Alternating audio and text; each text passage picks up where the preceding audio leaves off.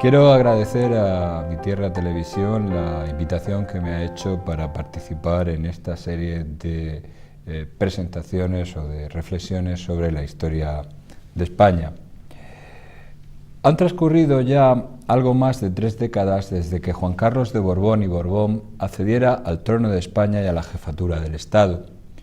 En muchos lugares, 3 décadas es un tiempo más que suficiente para poder mirar hacia atrás sin que pesen en la memoria histórica las circunstancias específicas que suelen entrar en colisión con la imagen, la biografía o incluso la mitología que todo periodo histórico elabora mientras está vigente.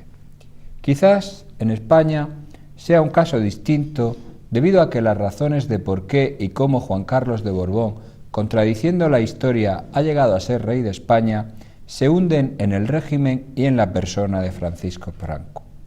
Hasta tal punto es así que sin él, sin su decisión, sin su intervención, probablemente Juan Carlos de Borbón figuraría hoy entre las decenas de coronas sin tierra que pululan por Europa y la familia de Borbón difícilmente hubiera podido ocupar la posición que ocupa en la sociedad española. Hoy muchos españoles no tienen una noción clara de por qué y cómo Juan Carlos de Borbón llegó a ser rey. No la tienen porque en los reportajes, en las reconstrucciones documentales, en los ensayos, en los artículos, en la literatura de difusión, se ha procurado disimular y difuminar lo que muchos en voz baja denominan el pecado original del rey. Un pecado original que no es otro que ser no tanto el rey de Franco, sino el rey designado por Franco. Para difuminar, para cubrir con el manto confuso de la niebla esta realidad, se recurre hoy a fijar las razones de por qué Juan Carlos es rey en la legitimidad de la dinastía, en la historia, en la tradición, lo que nos lleva a revivir un curioso argumento de matiz reaccionario en el cual la monarquía se presenta como algo consustancial con España. También se suele recurrir a buscar esa razón en la Constitución, aun cuando resulta que al ser redactada el tema de la monarquía no fue sometido a debate y de ahí la contradicción evidente que existe en el tema de la sucesión con la igualdad de todos los españoles sin discriminación por sexo, raza, etc. También suele utilizarse como un elemento virtualizador de la monarquía, como algo capaz de borrar esa especie de pecado original, la actuación del rey en la noche del 23 de febrero. Y naturalmente también se explican esas razones por el hecho de ser el artífice de la transición española. A veces, en este ejercicio de difuminar, de oscurecer los orígenes de la actual monarquía, se ha llegado al paroxismo de intentar borrar la realidad. Televisión Española, por ejemplo, en los años 80, llegó a censurar la imagen del entonces príncipe de España jurando ante Franco como heredero. La realidad es que Juan Carlos de Borbón llegó a ser rey, llegó a ser el príncipe elegido para encarnar la restauración de la monarquía en España, merced a una operación política de largo alcance, pergeñada en la mente de Franco en 1937, reafirmada en 1947 y concretada entre 1964 y 1969. Una operación política a contracorriente, porque la realidad es que desde finales del siglo XIX todas y cada una de las monarquías derrocadas no han conseguido volver a instaurarse en el poder. La lista sería muy larga: Francia, Portugal, Italia, Austria, Rusia, Alemania, Turquía, Hungría, Rumanía e Irán vieron caer a la monarquía para no ser restaurada jamás. Una operación política que, hay que decirlo, fue realizada desde el poder, diseñada para devolver, a través de los representantes escogidos, un halo popular a la monarquía, que así abandonaría la vinculación a la corte y a los sectores altos de la sociedad española. En esa operación política era fundamental conseguir que los españoles vieran como algo natural que en este caso primero Juan Carlos de Borbón, después el príncipe Juan Carlos y finalmente Juan Carlos y Sofía ocuparan nuevamente el trono de España. Para entender correctamente cómo y por qué Juan Carlos de Borbón llega al trono, es necesario remontarnos a la caída de la monarquía en 1931. Hasta entonces, o desde la Alta Edad Media, la monarquía, la institución monárquica, ha gozado en España de una alta popularidad.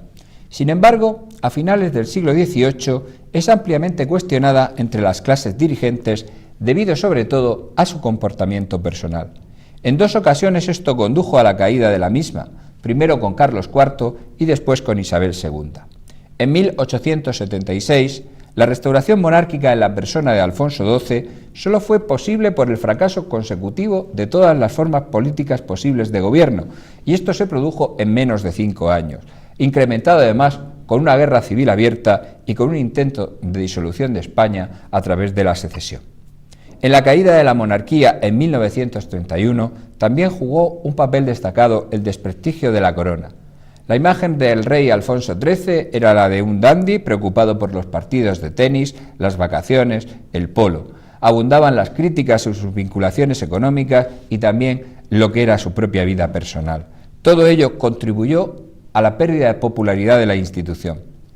En 1931, salvo los aristócratas, un grupo muy reducido de monárquicos autoritarios y algunos generales, nadie estaba dispuesto a trabajar por la restauración de la monarquía. Cuando el partido más importante de España en aquellos años, el que mayor número de militantes y simpatizantes tenía, la CEDA, la Confederación Española de Derechas Autónomas, renunció a cualquier veleidad restauracionista, parecía que la monarquía había concluido su periplo vital en la historia de España. Por su parte, la propia corona, el propio Alfonso XIII, reconocía que la restauración por vía parlamentaria y por presión popular era algo impensable, por lo que se vinculó a los proyectos conspirativos contra la Segunda República. Alfonso XIII, al igual que los principales dirigentes monárquicos como Sáenz Rodríguez, Ramiro de Maeztu, Pradera, Pemano, Calvo, Sotelo, asumían que la única posibilidad de restauración monárquica pasaba por una intervención militar. Restauración a través de una intervención militar que en ningún caso tenía como proyecto político un sistema democrático. Políticamente, y esto hay que remarcarlo, el proyecto de los monárquicos pasaba por un régimen autoritario y corporativo. Los monárquicos alfonsinos, por su parte, mantenían la inviabilidad de la figura de Alfonso XIII y pedían la abdicación en su hijo don Juan para virtualizar esa monarquía. Don Juan, alineándose con ellos, asumía los planteamientos autoritarios defendidos por la revista Acción Española, una revista de pensamiento ultraconservador que difundía unos 2000 ejemplares entre figuras influyentes, entre ellas el general Francisco Franco. Es interesante subrayar, por el paralelismo con que a veces juega la historia, que Alfonso XIII se negó a aceptar la posibilidad de una abdicación en el exilio. Su oferta fue que una vez restaurada la monarquía, una vez estuviera en Madrid, abdicaría a su hijo. Postura similar mantuvo don Juan durante el régimen de Franco. Las masas, que ya cobraban importante, que paulatinamente se fueron apartando del modelo de la Segunda República desde el centro a la derecha, las gentes fundamentalmente católicas, tampoco volvieron sus ojos hacia la restauración monárquica como solución política. Tampoco eran monárquicas entonces organizaciones que, como la Falange, imitaban los aspectos formales del fascismo. En la primavera de 1936, quienes habían vuelto la espalda al modelo jacobino, radical y anticlerical de la Segunda República Española, o bien miraban hacia las formas fascistas, hacia las soluciones corporativas, o se adherían a una posible dictadura republicana. En contradicción con lo anterior, o quizás precisamente por ello, la mayor parte de los políticos monárquicos que habían adoptado formas autoritarias ignoraban o trabajaban al margen de esas masas. Actuaban como si aún estuvieran en el siglo XIX y buscaban la restauración a través de las élites y el recurso a la espada, comportamiento que un sector de esos mismos monárquicos mantendría durante las 2 primeras décadas del régimen de Franco. Existe una abundante bibliografía sobre la cuestión monárquica y la restauración de la institución. Muchos de estos textos se mueven entre la geografía y la servidumbre al tiempo político en el que vieron la luz. En muchos de ellos, entre líneas, se difunde una imagen de Francisco Franco próxima a la del usurpador que se niega a ceder el poder al monarca legítimo que padece y sufre en el exilio, olvidando incluso que la monarquía se había autoexiliado en 1931. Tan poderosa es la imagen que muchos pueden llegar a pensar que Franco en realidad había sido el responsable de la expulsión de la corona. En una línea similar de interpretación, muchos escritores, historiadores o no, colaboran en la difusión de la falsa imagen de que tras la guerra era obligatorio restaurar la monarquía.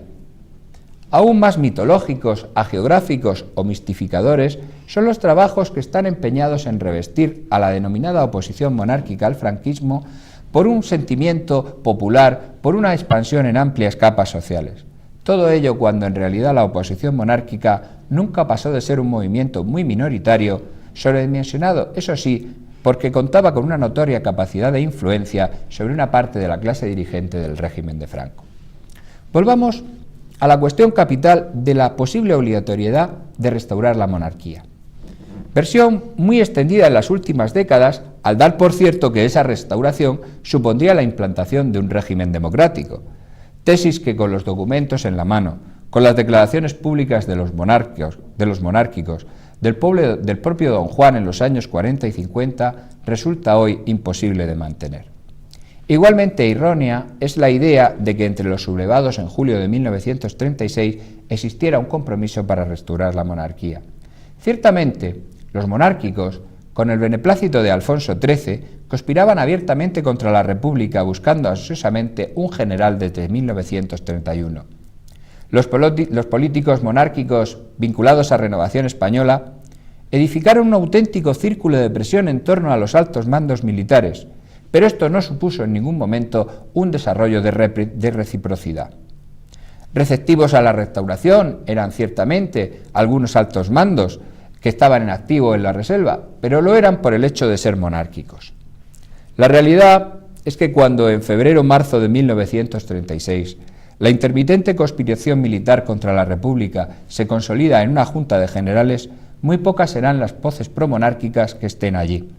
Solo el prestigio y el peso de Francisco Franco hace posible que en vez de asumirse un proyecto de dictadura republicana que promocionaba, por ejemplo, el general Mola, se mantuviera la indefinición política, posponiendo así toda decisión hasta después de la victoria. Varios son los historiadores que subrayan la tesis de que la intervención de Franco fue para dejar abierta la puerta a una posible restauración. En los años 30, el general Francisco Franco era la principal figura del escalafón militar. Era el militar que mayor trascendencia tenía fuera de los cuarteles. Desde los estertores de la monarquía, era cortejado políticamente por los grupos de la derecha monárquica. Como gran parte de los mandos militares, había experimentado el proceso de derechización militar y de repudio a la clase política.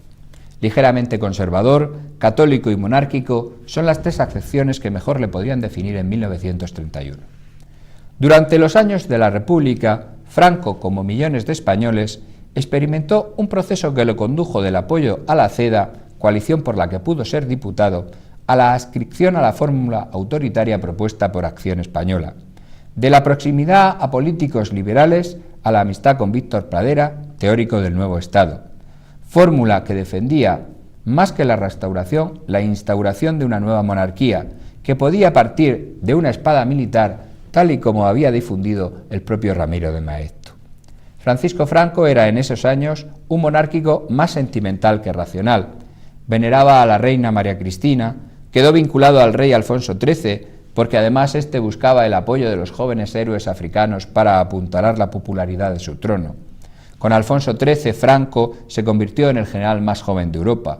El propio rey le impone la medalla militar y le hace gentilhombre e incluso acepta ser su padrino de boda. Franco, monárquico sentimental, es uno de los pocos mandos militares que en los primeros meses de la República hace públicos y notorios gestos de monarquismo. A menudo se suele afirmar, por prejuicios, por desconocimiento y porque así acomoda a la imagen usual que se difunde sobre Franco, que éste carecía de proyecto político. Más concretamente, que su único proyecto consistía en mantenerse en el poder movido por una ciega ambición.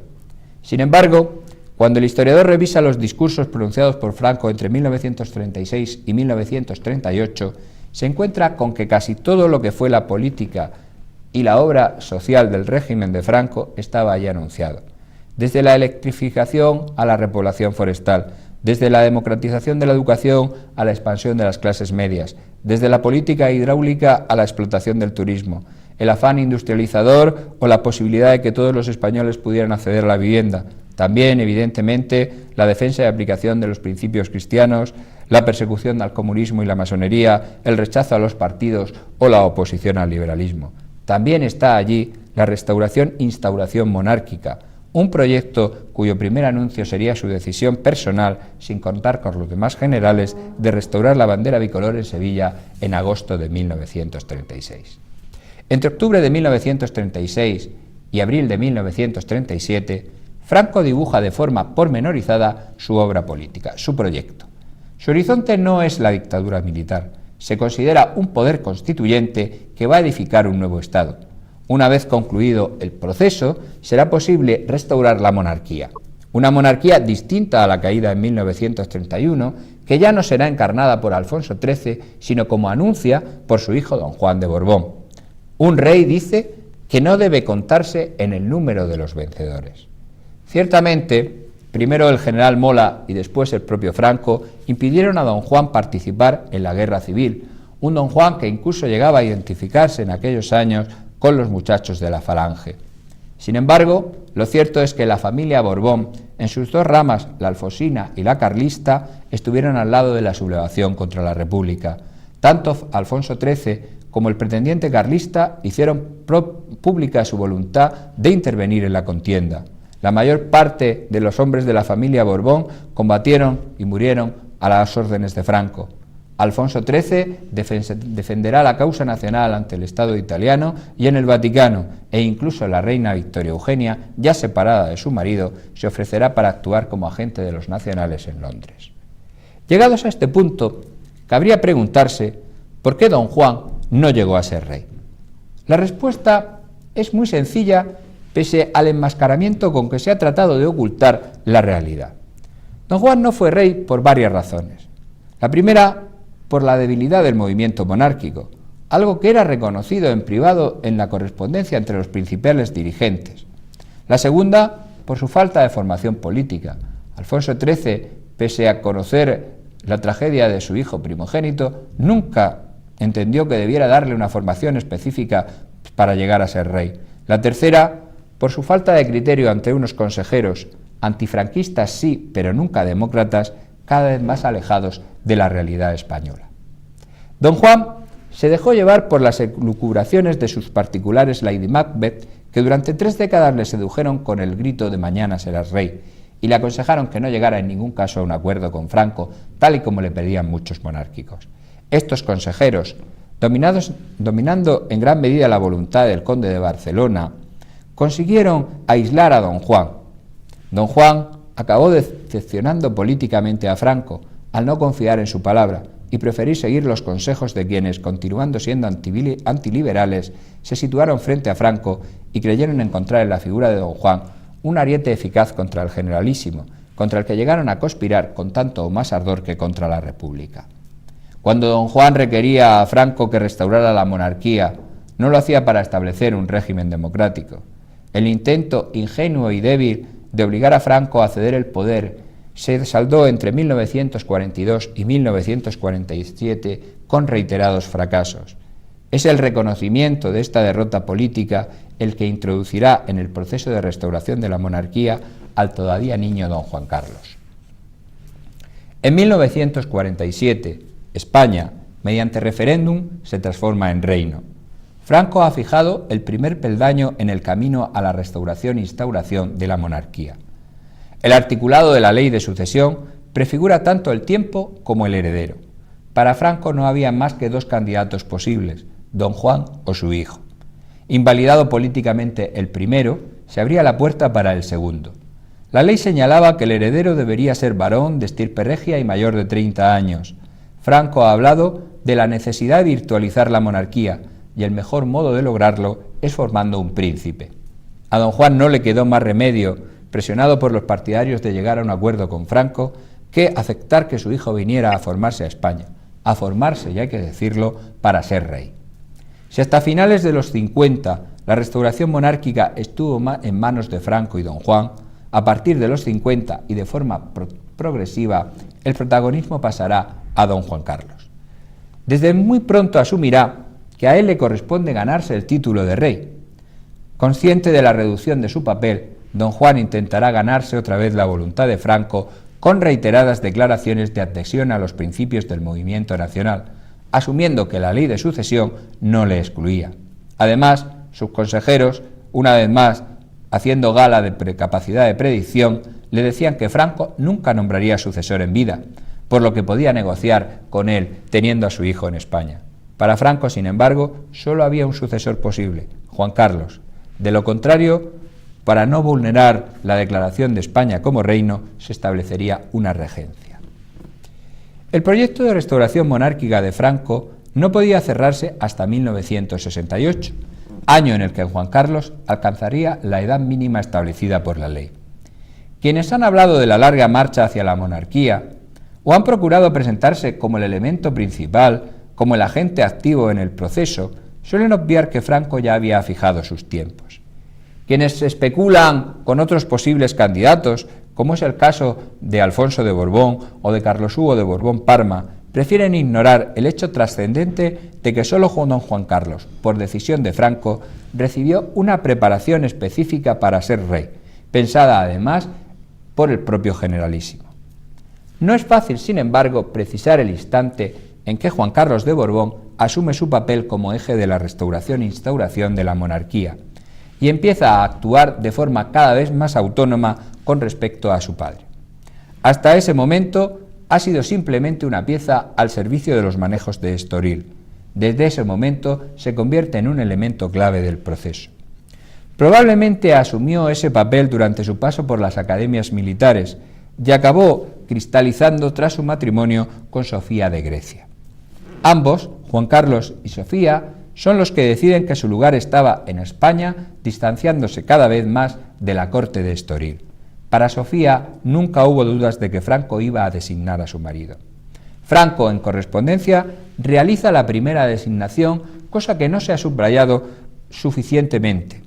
En 1964, don Juan Carlos acompaña a Franco por primera vez en el estrado con el que preside el desfile de la Victoria.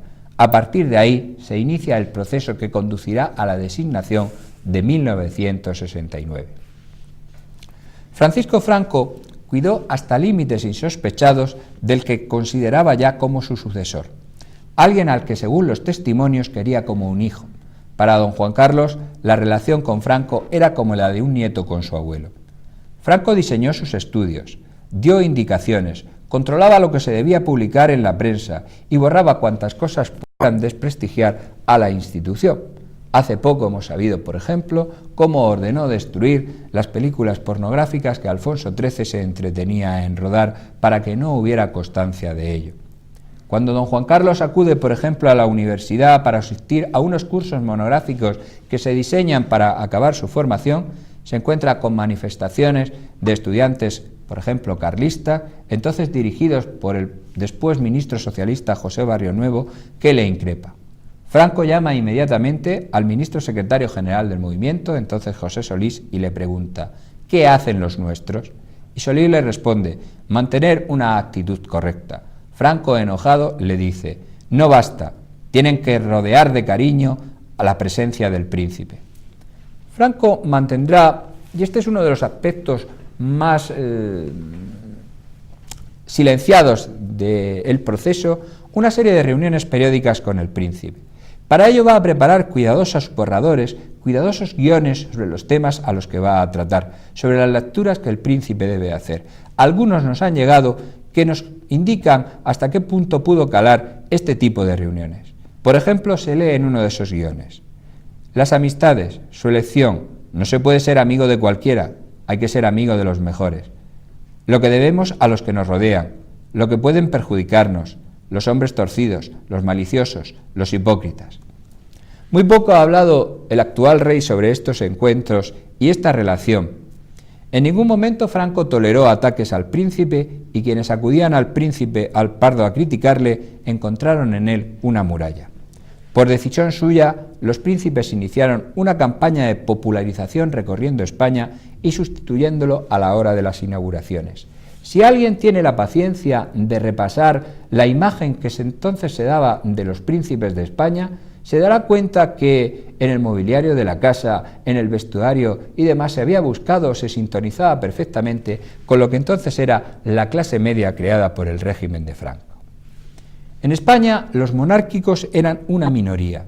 Juan Carlos y Sofía, merced a la campaña de popularización orquestada del Pardo, fueron ensanchando esa base social. Franco, además, vinculó esa operación para no presentarla de forma aislada. De hecho, el importante apoyo social con el que Franco contaba en los años 60 se transformó en apoyo al sucesor de Franco. Cuando Juan Carlos acepte ante las Cortes la sucesión a título de rey, recibe además la legitimidad personal de Franco, elemento clave, por ejemplo, en el ejército, porque, como ha relatado el propio rey, las órdenes de Franco en el ejército, aun después de muerto, no se discutía, y él era heredero de Franco, un elemento clave en la transición política. Franco planificó perfectamente la designación de Juan Carlos. Personalmente buscó limitar cualquier oposición. Se aseguró la neutralidad o el apoyo según las versiones de la reina Victoria Eugenia. Habló personalmente con los procuradores más reacios a aceptar la monarquía. Preparó el momento para una acción que se había asegurado con el nacimiento del príncipe Felipe. Don Juan Carlos, formado en la España de Franco, asumió la legitimidad del 18 de julio que le abría las puertas al trono, porque de no ser así, el único régimen legal sería la República. Se comprometió además con el ordenamiento constitucional del régimen de Franco, aunque con la reserva de poner en marcha un proceso de cambios para homologarlo, tal y como demandaban los Estados Unidos para después de Franco con las democracias occidentales. Pero ello, eso sí, tendría que hacerse conforme a la ley. Precisamente, la transmisión de la legitimidad personal de Franco es lo que permitirá a Juan Carlos disponer de un poder especial, de un poder supletorio por encima del ordenamiento constitucional del franquismo, que hará posible precisamente el desmantelamiento del mismo. Y todo ello sin romper la legalidad. Transición posible también por el cambio social operado por el franquismo, ya que, tal y como reconoce el propio Juan Carlos, todo lo que hice cuando me vi con las manos libres, pude hacerlo porque antes habíamos tenido 40 años de paz. Una paz, estoy de acuerdo, que no era del gusto de todos, de todo el mundo, pero que, de todos modos, fue una paz que me transmitió unas estructuras en las que me pude apoyar. Al final de su vida, lo único que Franco acabó pidiendo a su sucesor en el lecho de muerte fue que mantuviera la unidad de España. Muchas gracias.